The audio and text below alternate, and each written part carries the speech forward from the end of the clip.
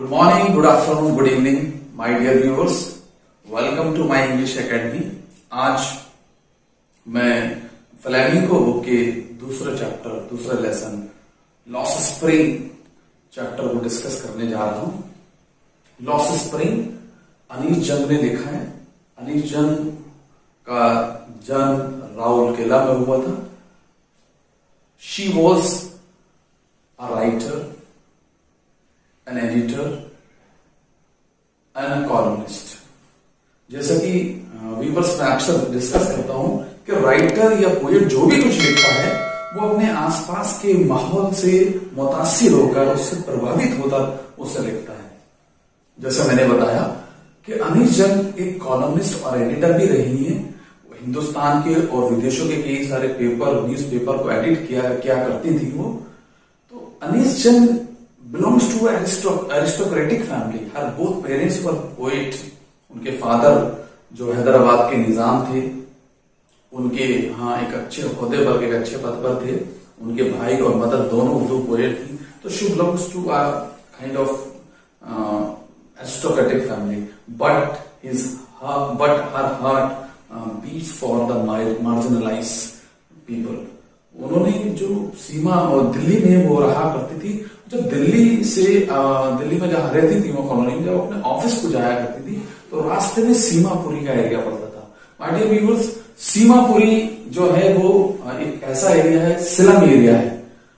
Slum area जैसे कि आप स्लम एरिया में जानते हैं कि एकदम टूटे फूटे से घर, झोपड़पट्टियां बनी होती हैं, वहां कोई सीवेज सिस्टम, ड्रेनेज सिस्टम नहीं होता, इवन पीने का साफ पानी का सिस्टम तक नहीं होता। तो ऐसे एरिया में कुछ रैग पिकर्स रहा करते थे। जब वो गुजर के जाती थी तो अक्सर group of children, she used to see them, she used to notice them, वो देखा करती थी। धीरे धीरे उन्होंने उनसे बात करना शुरू की। तो एक उनमें से एक रैग पिकर है जिसका नाम है साहिब आलम। एक्चुअली ये जो लॉस स्प्रिंग जो हमारा चैप्टर है क्लास 12 में, उन्होंने एक बुक लिखी है पूरी, lost spring stories of stolen childhood, जिसमें कलेक्शन है उनका स्टोरीज का। और she became the voice of this marginalised children, marginalised people. ये जो चाइल्ड लेबर के बारे में, इन दोनों इस चैप्टर के अंदर दो पार्ट हैं, दो अलग अलग स्टोरीज उन्होंने प्रेजेंट की हैं। पहली स्टोरी जो है वो sometimes I find note rupee in garbage. तो उसके अंदर एक कैरेक्टर है साहिब आलम। तो जब ये उन बच्चों से तारुफ करती है, उनसे बात करती है, तो उसमें एक बच्चा उसे दिखाई देता है, साहिब आलम। उससे बात करती हो, कहती तुम ऐसा क्यों करते हो, ये कचरा क्यों बीनते हो? कहता इसके अलावा मेरे पास कोई साधन नहीं है। उसकी बात करने से उन्होंने पूछा कि आप कहाँ रहते हो? वो बच्चा बताता है कि उसकी मदर बताती है पहले वो ढाका में रहा करते थे। ढाका बच्चों बांग्लादेश का एक हिस्सा है जहां वहां रहा करते थे। और क्योंकि तूफान की वजह से, बाढ़ की वजह से उनका खेत खलियान घर सब बर्बाद हो गए और वो खाने की तलाश में उनके पूर्वज यहां तक बड़े शहरों की ओर आ गए। और फाइनली आकर वो सीमापुरी में, Seemapuri is located in the outskirt of Delhi के बाहरी हिस्सा है। और इसमें मेटाफोरिकली अनीस जंग ये भी बताती हैं this place is far away from Delhi, from main stream of Delhi, क्योंकि दिल्ली से कहते बहुत दूर है, क्योंकि यहाँ कोई भी सुख सुविधा नहीं है इंसानों के रहने लायक। लेकिन ये जैसे तैसे लोग अपना जीवन यहाँ बिता रहे हैं। वो अक्सर मिलती है, बात करती है। एक दिन जब वहां से गुजर रही होती है तो वो साहिब आलम से बात करती, साहिब आलम से कहती क्या तुम स्कूल जाना नहीं चाहते? तो साहिब आलम की आंखों में एकदम वो चमक देती है। She could see the spark in the eyes of the children, especially in Sahib Alam. वो कहता है कि मैं तो चाहता हूं स्कूल जाना, लेकिन हमारे नेबर में कोई, हमारे आस पड़ोस में कोई स्कूल नहीं है, इसलिए मैं नहीं जा सकता। तो जोकिंगली, मजाक में वो कहती है क्या अगर मैं एक स्कूल बनाऊं तो तुम आओगे? Sahib Alam says yes I will come. She could notice the spark in the eyes of Sahib Alam and she forgets, क्योंकि वो सीरियस नहीं थी उस चीज को लेकर। कुछ दिनों बाद जब वो राइटर वहां से गुजर के जा रही होती, अनीस जंग वहां से जा रही होती, तो साहिब आलम दौड़ा आता है, उससे पूछता है madam is your school ready, क्या आपका स्कूल तैयार है? अब अनीस जंग को ऐसा लगता है जैसे उसके पैरों के नीचे से जमीन खिसक गई हो। मैंने बताया कि बच्चों जो अनीस जंग है वो एक एरिस्टोक्रेटिक फैमिली को बिलोंग करते थे, लेकिन उनका जो दिल था वो हमेशा उन डेस्टिट्यूट चिल्ड्रन के लिए उसकी उनकी आवाज बनने के लिए जो the plight she used to express in her writing, the plight of poor children, the plight of this slum area people, इसके बारे में वो लिखा करती थी। तो ये पूरी एक बुक उन्होंने 2005 में पब्लिश हुई, जिसका ये हिस्सा है जिसमें 2 कहानी लिखी। तो साहिबा आलम से वो इसी तरह रूबरू होती है, बात करती रहती है, बहुत सारे बच्चे उसे घेर लेते हैं, उनसे वो बात करती है। वो देखती है कि ज्यादातर जो बच्चे हैं उनमें से वो नंगे पैर, उनके पास शूज नहीं है। तो वो पूछती है साहिबा आलम से कि why you are not wearing the slipper, why you are barefoot. तो उसने कहा क्योंकि मेरी मम्मी मुझे देती ही नहीं। दूसरा बच्चा उस पर हंसकर कहता है अगर इसकी मम्मी दे भी देंगी तो ये फेंक देगा उन शूज को। साहिबा आलम को पता है, उसने देखा है कई बार, बहुत सारे गांवों में भी उसने देखा है कि वहां शूज नहीं पहनते हैं, चप्पल नहीं पहनते हैं, लेकिन उसे पता है कि ये उनका ट्रेडिशन तो नहीं हो सकता। She knew the truth because they do not wear the slipper because they do not have, उनके पास स्लीपर तक पहनने की नहीं है। इसी तरह से फिर साहिबा आलम की वो उसके साथ सीमापुरी इलाके में अनीस जंग जाती है, और जाने के बाद वो वहां के जो वुमेन है, लेडीज, उनसे बात करती है कि आप अपने यहाँ अपने देश की वापस नहीं चले जाते। तो उसने कहा क्योंकि जब 1971 में 1971 में जो इंडो पाक वार हुआ था, जिस समय बांग्लादेश पाकिस्तान का एक हिस्सा हुआ करता था, तो उस समय क्योंकि बांग्लादेशी पाकिस्तानी सरकार से खुश नहीं थे, तो वो अलग हो गए थे। भारत सरकार ने उनकी मदद की थी वो अलग होने में, अलग देश बनाने में। तो वहां उस समय देखिए मैं एज ए रेफ्यूजी, ये कुछ लोग वहां से रेफ्यूजी के रूप में आए थे, वो सेटल्ड हो गए थे। तो कहती है हम ऐसी जगह जाना नहीं पसंद करेंगे जहां हमारे बच्चों को खिलाने के लिए हमारे पास कुछ ना हो। और जब वो उन बच्चों से बात करती है, रैग पिकर से बात करती है, तो उसे पता चलता है they feel they consider the garbage is like a gold to them. और बच्चों के लिए जो गार्बेज है, जो ढेर है कूड़े का, it is wrapped with wonder. और बड़ों के लिए जो है ये मीन्स ऑफ सर्वाइवल है। ये बड़े लोग वहां से कचरा वगैरह जो गिनते हैं, जरूरत की चीजें उन्हें जाकर बाजार में बेचते हैं, उनसे वो अपने फैमिली को सर्वाइव कर पाते हैं, फीड कर पाते हैं। बच्चों के लिए it is wrapped with wonder because साहिबा आलम से sometime I find note of 5 rupees, 10 rupees. Sometimes the children also find 1 or 2 silver coin. When they find it, they keep on scrounging it. वो उसे एकदम खोजते रहते हैं। कुछ दिनों के बाद राइटर वहां से गुजर रही होती है, ठंड का टाइम है, वो देखती है कि साहिब आलम के पास अब उसका वो बोरा नहीं है जिसमें वो कचरा इकट्ठा करता था। तो वो पूछती है कि साहिब आलम बताता है कि अब जो है वो एक टी स्टॉल पर काम करने लगा है और उसे वहां 800 रुपए मिलते हैं। अनीजन पूछती है आर यू हैप्पी, क्या तुम खुश हो? साहिब आलम उसको कुछ जवाब नहीं देता। राइटर समझ जाती है कि साहिब आलम अब वो फ्रीडम एंजॉय नहीं करता जो पहले हुआ करती थी। पहले ही used to be his own master, पहले वो अपना मास्टर हुआ करता था। Now he is working under somebody, वो किसी के अंडर में काम कर रहा है, टी स्टॉल पर काम कर रहा है। उससे पहले का एक सीन और बड़ा इमोशनल सीन है कि जब पोएट साहिब आलम से बात कर रही होती है जो शूज के बारे में, तो कुछ दिन के बाद साहिब आलम को देखती है, वो शूज पहने हुआ होता है। साहिब आलम स्पोर्ट्स शू पहना हुआ है, दोनों अलग अलग कलर के, दोनों अलग अलग ब्रांड के शूज हैं। वो एक शूज में एक होल भी है। तो जब राइटर उसके शूज की तरफ नजर डालती है तो साहिब आलम अपने पैरों को पीछे खींच लेता है। थोड़ा सा उसे अच्छा फील नहीं आता, शर्म सी लगती है। तो और ये बताता है, एक्सप्लेनेशन देता है, वो कहता है कि मुझे किसी ने ये शूज दिए हैं। Writer knew it, Anirudh knew it. There's some of the boy from a rich family turned down and denied to wear it because it was worn out. वो पुराने हुए थे, उसने किसी बच्चे ने, अच्छे घर के बच्चे ने पहनने से मना कर दिया होगा, तो उन लोगों ने अपने शूज को फेंक दिया और वो साहिब आलम यूज कर रहा है। एक दिन वो साहिब आलम को एक नेबरहुड के क्लब के आगे खड़े होकर देखती है जहां कुछ प्लेयर वेल ड्रेस टेनिस खेल रहे होते हैं। Sahib Alam also wanted to wear tennis shoes.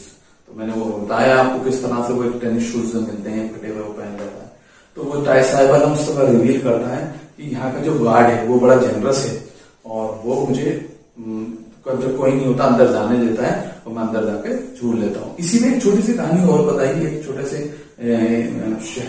Town के कस्बे की, उदयपुर करके, कि वहां का एक पुजारी है, पुजारी का बेटा जब भी स्कूल जा रहा होता तो प्रार्थना करता है मंदिर में आकर कि ईश्वर मुझे एक जोड़ी जूते मिल जाए।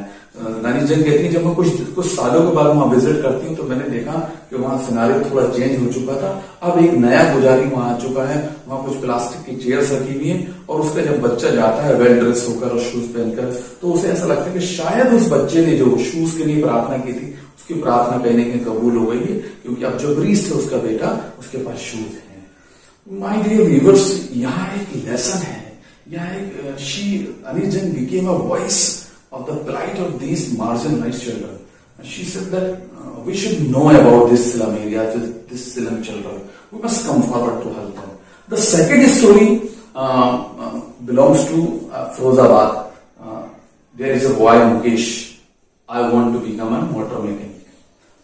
Firozabad, my dear viewers, is known for glass bangle industry. वो जो रंग बिरंगी चूड़ियां, जो रेनबो के जितने कलर होते हैं 7 रंग, उन 7 कलर की शानदार चूड़ियां जो हमारे सामने आती हैं। भारतीय संस्कृति, भारतीय समाज में जो चूड़ियों का एक बहुत इंपॉर्टेंस है, बहुत सिग्निफिकेंस है, फिरोजाबाद की उन तंग गलियों में वो पहुंचती है, मुकेश से मिलती है। और Mukesh also belongs to a family whose parents and grandparents were involved in the business of this manufacturing of glass bangles. लेकिन मुकेश बड़े एकदम मैं कहूंगा बड़े खुलकर, बड़े बहादुरी के साथ ये कहता है कि मैं इस खानदानी बिजनेस से अलग जाना चाहता हूं, जो हमारा खानदानी पेशा है कारोबार, उससे अलग मैं एक मोटर मैकेनिक बनना चाहता हूं। जबकि ये सपना अनी जंग डिस्क्राइब करती है चैप्टर में, बिल्कुल मृग तृष्णा की तरह है, जैसे एक रेगिस्तान में बालू में पानी को ढूंढने की तरह है। वो ऐसा क्यों है वो आगे स्टोरी में हम देखेंगे। तो अब मुकेश राइटर से कहता है, अनी जंग से कहता है कि उसका घर रेनोवेट हो रहा है। अनी जंग उसके साथ उसके एरिया में जाती है। वो तंग गलियां, वो कंजेस्टेड एरियाज, वो टूटे फूटे से घर, बहुत सारे जो घरों के दरवाजे थे वो मतलब किसी न किसी तरह से बंधे हुए थे, टिके हुए थे। Finally the reach Mukesh, Mukesh के घर पहुंच जाती है, जिसका लोहे का दरवाजा लड़खड़ाता हुआ है, वो उसे पुश करता है, अंदर जाते हैं। अंदर जाने के बाद एक स्टोव जल रहा होता है, खाना बन रहा होता है, स्पिनच वहां कटी हुई है, दूसरी सब्जियां उधर वहां एक एल्यूमिनियम की बर्तन है उसमें रखी हुई है। मुकेश की जो भाभी है वो बल्कि अभी तो बहुत कम उम्र की है, लेकिन अभी भी वो 3 जो मैन है उनकी जिम्मेदारी को निभा रही है, मुकेश को, मुकेश के भाई की और उनके फादर की जिम्मेदारी निभा रही है। वहां एक पर्दा प्रथा को भी दिखाती है नीलम कि उस एरिया में भी, इस एरिया में इतने हालात में भी, चाहे भले से उनके कपड़े इतने अच्छे ना हो, धुले ना हो, साफ सुथरे ना हो, नए ना हो, फटे कपड़े हैं, लेकिन फिर भी एक जो प्रथा है, पर्दा प्रथा है, उसके जाते ही कोई मर्द आता है बाहर से, कोई स्ट्रेंजर आता है तो वो अपने घूंघट को आगे बढ़ा लेती है। वहीं वो मुकेश की दादी से वहां मिलती है, वो तो मुकेश की दादी कहती है कि ये उनका कर्म है, और ये गॉड लीनिएज एक लाइन दी है उसके अंदर। वो कहती है कि ईश्वर ने हमें इस कास्ट में पैदा किया है और ये हमारा खानदानी पुश्तैनी काम है, इससे हम अलग नहीं जा सकते। मुकेश की दादी ये भी बताती है कि उन्होंने देखा अपने हस्बैंड को ब्लाइंड होते हुए, उसके बाद उनकी बहुत जल्दी डेथ होते हुए, उसके बाद उन्होंने मुकेश के फादर को देखा। तो वो बताती है कि इतनी मेहनत करने के बाद भी आज तक वो अपनी जिंदगी में एक कुछ शानदार कहेंगे खाने का आनंद नहीं ले पाई है। She could not enjoy a share of meal की वर्ड दिया है, बड़ा अच्छा था, पैथेटिक पैथोस बताया है। और वो गली गलियों में, हर घर में चूड़ियों के ढेर लगे हुए, हर दरवाजे का चूड़ियों के ढेर लगे हुए हैं, और किस तरह से चूड़ियां हमारे पास आती हैं, किस तरह से उनकी मैन्युफैक्चरिंग होती है, इसमें वो दिखाया गया है। छोटे छोटे घरों में लोग फर्नेसेस के आगे, भट्टियों के आगे, जहां केमिकल बहुत सारी गैसेस निकलती हैं, हीट निकलती है, उनके आगे बैठ कर काम करते हैं। छोटे छोटे बच्चे, लड़का लड़कियां वेल्ड करती हैं बैठकर स्पाइरल बैंगल्स को स्पाइरल करने के लिए। तो उनकी उन सब की बेचारों की आंखें जो हैं वो इतनी उसमें डिम लाइट में एडजस्ट हो जाती हैं कि they can not face the sunlight when they come out, वो सनलाइट को सामना नहीं कर पाते। और मुकेश की मदर बताती हैं कि किस तरह से प्री मैच्योर में बच्चे जो हैं वो जवानी से पहले ही अंधे हो जाते हैं, उनकी आंखों की रोशनी चली जाती है, they lost their site, this very pathetic. वो कहती है ऐसा होता है। तो वहीं एक लड़की बैठी हुई देखती, राइटर दूसरे घर में सविता कहती है, जो उस समय एक मशीन पर काम कर रही है चूड़ियां बनाने के, वेल्ड करने के, और वो कहती शायद इसे अभी इन चूड़ियों का मतलब महत्व तो पता भी नहीं होगा कि रेड चूड़ियां का इंपॉर्टेंस कितना है भारतीय संस्कृति में। कहती है लेकिन जिस दिन इसके हाथों पे वो मेहंदी लगेगी, लाल चूड़ियां इसके हाथों में बनाई जाएंगी, शायद उस दिन इसको इसका महत्व पता चल जाएगा। दादी उसके बारे में बताती हैं, उसके मुकेश के फादर बताती हैं कि वो अपनी जिंदगी में ज्यादा कुछ नहीं कर पाए, अपने बच्चों को नहीं पढ़ा पाए, लेकिन कम से कम वो एक ये छत उन्होंने अपने बच्चों को नहीं दे दी। राइटर ये एक्सेप्ट करती है कि ये बहुत कुछ कर लिया उन्होंने अपने बच्चों के लिए। बहुत सारे लोग तो वो अभी तक अपने एक छत, अपने घर भी नहीं बना पाए अपने बच्चों के लिए। Then writer the writer Anil met with a group of young people, young boys, वहां के यंग लोगों से मिलती है और कहती है why don't you organize a cooperative? Cooperative क्यों ऑर्गेनाइज नहीं करते आप? ये सोसाइटी क्यों नहीं बनाते अपने बिजनेस के लिए, जिसमें गवर्नमेंट की तरफ से भी मदद मिलती है? आप साथ से एक समूह बनाइए, बिजनेस करिए, उसे आप अपनी संस्था बनाकर आप अपने रजिस्ट्रेशन कराइए। तो वो ये यंग जो लोग हैं वो ये बताते हैं, जो अक्सर अपने एंसेस्टर्स को ब्लेम करते रहते हैं अपनी एक पैथेटिक कंडीशन के लिए, बुरी कंडीशन के लिए, वो बताते हैं कि हम ऐसा नहीं कर सकते, we can not get out of this vicious circle. कहते हैं इस विशियस सर्किल से हम बाहर नहीं निकल सकते। ये विशियस सर्किल क्या है? विशियस सर्किल है कि वो जो इतनी मेहनत करते हैं, भट्टियों को आगे बैठकर अपने आप को झोंक देते हैं, अपनी जान गंवा देते हैं, वक्त से पहले अंधे हो जाते हैं, उन्हें बहुत कम पैसा मिलता है, क्योंकि वो सारा पैसा किसके पास चला जाता है? मिडिलमैन के पास जाता है, साहूकार के पास जाता है, ब्यूरोक्रेट्स के पास जाता है, पॉलिटिशियंस के पास जाता है, और बहुत मीगर मीगर अमाउंट, बहुत थोड़ा सा पैसा उनके हाथ में आता है, और वो कर्ज लेकर एक ऐसे चक्र में बन जाते हैं जिससे वो चाहकर भी बाहर नहीं निकल सकते। अगर वो कोशिश करते हैं तो यंग लोग बताते हैं, वहां के जो यूथ है वो बताते हैं, अगर वहां से कोई रिबेल भी करता है तो पुलिस उन्हें पकड़कर किसी भी चार्ज लगाकर, केस लगाकर उन्हें बंद कर देगी, उनको पिटाई करे। उनको कहते हैं we are afraid of beaten by police, हमको पुलिस हमें मारेगी, हमें टॉर्चर करेगी।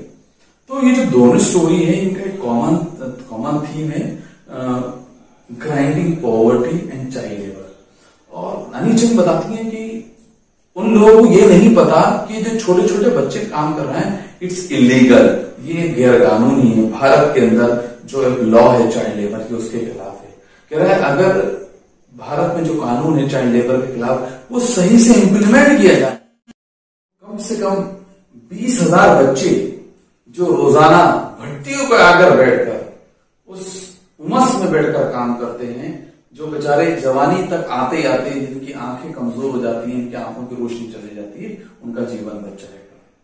उसे बड़ी खुशी है मुकेश से मिलने के बाद कि कम से कम वो हिम्मत कर पा रहा है कि उस फर्नेस से बाहर जाने के लिए, उस एक पुश्तैनी ऐसे विशियस से बाहर जाने के लिए जिस सर्किल में फंस कर वो लोग रह जाते हैं, जहां उस सर्किल में पैदा होते हैं उसी सर्कल में वो खत्म हो जाते हैं। My dear viewers, the moral of the story, इस मॉरल क्या है? अनिल चंद मैंने जैसे बताया एरिस्टोक्रेटिक फैमिली, यानी उनका जो दिल है वो इन गरीब लोगों के लिए, मार्जिनलाइज्ड लोगों के लिए धड़कता। She became the voice of these children, और वो ये चाहती है कि सोसाइटी को आगे आना चाहिए, ऐसे लोगों की मदद करने के लिए, ऐसे बच्चों की मदद करनी चाहिए, those who are full of dreams but they do not have the means to achieve it. I hope you must have understood the chapter. Write your comments in the box, and for detailed summary and important questions you may visit to my blog